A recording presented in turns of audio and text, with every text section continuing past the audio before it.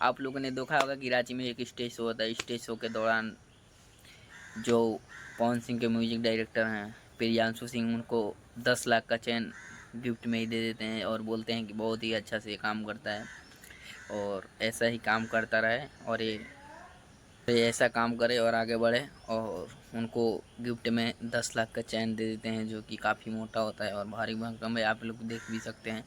और उसके बाद से काजल राघवानी से पूछा गया है कि क्या आप इन दोनों लोग के साथ काम करेंगी, तो वो बोलती है नहीं, मेरे को कोई इन लोग के साथ इंटरेस्ट नहीं है काम करने का।